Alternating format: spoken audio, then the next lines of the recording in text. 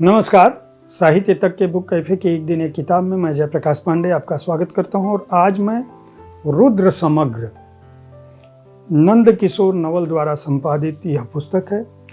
राम गोपाल शर्मा रुद्र उत्तर छायावाद काल के एक ऐसे कवि हैं जो आधी शताब्दी से अधिक समय तक जिन्होंने शब्दों की सेवा की और हिंदी को अपनी उपस्थिति से इस कदर प्रभावित किया कि अपने समय में वह एक बड़े कवि के रूप में जाने माने और पहचाने गए। लेकिन आज की पीढ़ी उत्तर छायावाद काल के इस महत्वपूर्ण कवि को, उनकी उपस्थिति को उस रूप में नहीं देख पाती।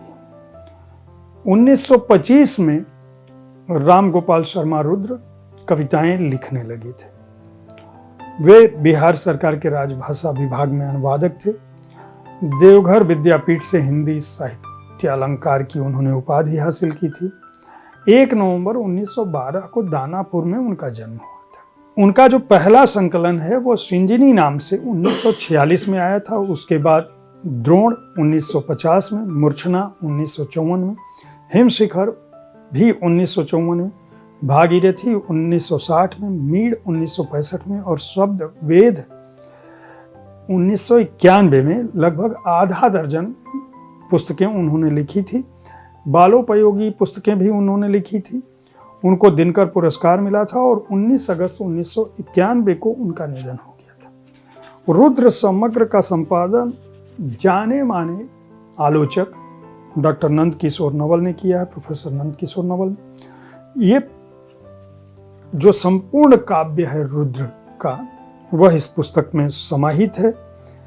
1991 में पहला संस्करण निकला और दूसरा संस्करण अब जाके 2022 में आया है। रुद्र जी के महत्व को यह समझिए कि आधुनिक हिंदी कविता की जब भी बात होगी तब 20वीं सदी का जो चौथा दशक है उसमें बिना रुद्र के जिक्र के आप आगे नहीं बढ़ सकते। इस बात को दिनकर जी भी मानते हैं और यह मानते हैं, दिनकर जी कहते हैं कि आनंद और उमंग के कवि थे रुद्र। उदाहरण स्वरूप दिनकर जी कुछ पंक्तियां भी लिखते हैं। मेरे निर्झर के मग में सब शैल उठा धर दो।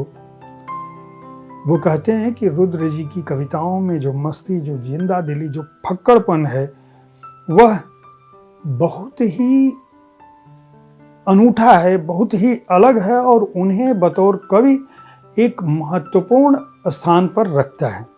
एक छोटे से गीत की भी बात करते हैं। छोटी नाव सिंधु अशांत, भीषण ध्वांत, मैं एकांत, पर डर कैसा, हिचक कैसी, पुरुष हूं और यूं भयाक्लांत। उनकी मस्ती का आलम क्या है कि तुम लोग ज्ञानी हो, बस मैं ही केवल दीवाना। ये सारा कुछ दिनकर जी ने लिखा है।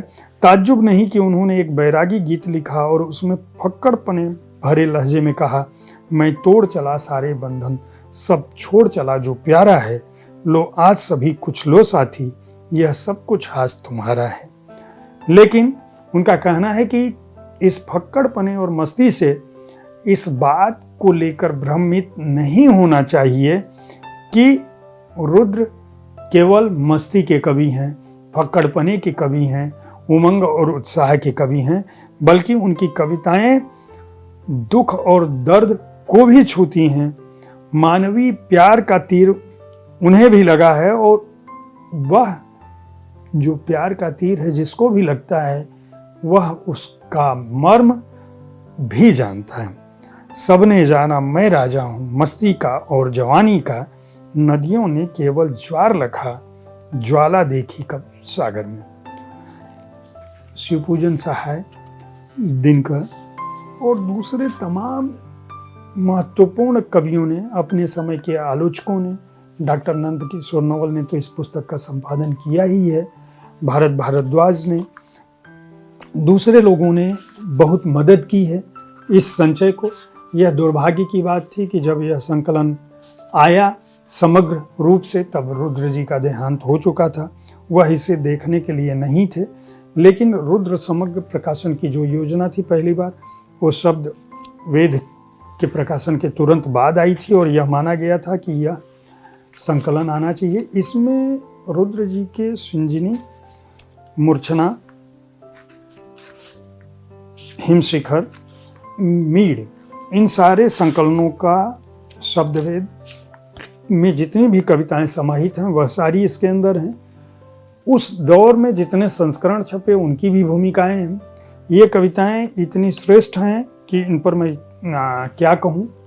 अपना दौर हालांकि दिखता है, वह दौर जिसको उत्तर छायावाद के नाम से जानते हैं, उस दौरान जो गीत लिखे जा रहे थे, जो छंद था, जो लय था, जो पंक्तियाँ थी, जो आधुनिकता थी, वह इन सभी कविताओं में दिखती है। एक कविता, एक आकुल आस प्राणों से लगी न निकल रही, गत स्नेह भी नित जल रही, बनकर अमर विश्वास लौसी एक आकुल आस, याद बनकर सांस, मर मर के भ्यालिया क्यों जी रही, क्यों घाव दिल के सी रही, अब क्या धरा है पास, कोई याद बनकर सांस, एक आकुल आस। ये गीत है, गीत की तरह से उन्होंने लिखी है। उस दौरान जो गज़ल अपने रूप में था वह भी है, नवगीत भी है, काव्यात्मकता है। आधुनिक कविताओं के चलन के ठीक पहले की कविताएं हैं वे कविताएं जिनमें जीवन है, जिनमें मर्म है, जिनमें संवेदना है, जिनमें प्रकृति है, जिनमें शब्द है, जिनमें भाषा है, जिनकी संस्कृति है, जिनमें सभ्यता है, एक स्वप्न है।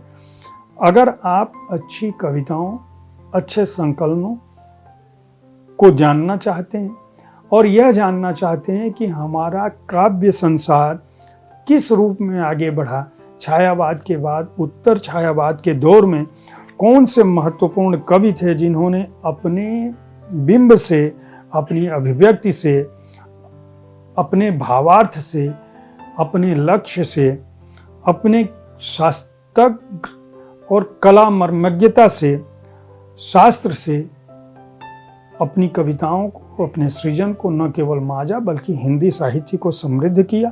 तो इस पुस्तक को खरीद कर पढ़ सकते हैं।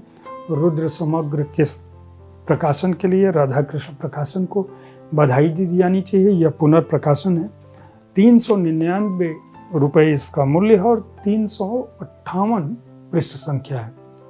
राम गोपाल शर्मा रुद्र को पढ़ा जाना चाहिए, इसलिए भी कि हमारे 19वीं शताब्दी के कवियों ने किस तरह से 20वीं और 21वीं शताब्दी को भी गढ़ा था। किस तरह से महादेवी पंत, निराला के समय की पीढ़ी या उनके बाद की पीढ़ी लिख रही थी और उसे राष्ट्रीय फलक पर केवल इसलिए नहीं जाना गया क्योंकि वह दिल्ली में नहीं थे। आलोचना जगत ने रुद्र का उस रूप में आकलन नहीं किया जिस रूप में होना चाहिए। उनके देहांत के इतने समय बाद ही सही आप इस पुस्तक को पढ़कर उन्हें एक सम्मान दे सकते हैं। उम्मीद है साहित्य तक का यह एपिसोड आपको पसंद आया होगा। इस कार्यक्रम में आप किस तरह की पुस्तकों की चर्चा चाहते हैं, इनके बारे में अपनी राय से हमें ज़रूर अवगत कराएं। हमारी कोशिश होती है कि विविध विधाओं की पुस्तकों के साथ आपके पास पहुँचे ताकि आपको अच्छी पुस्तकों के चयन में आसानी हो। कल ठीक इसी समय ऐसी ही किसी एक पुस्तक के साथ मैं फिर आपसे मिलूंगा। तब तक देखते रहें साहित्य तक। धन्यवाद।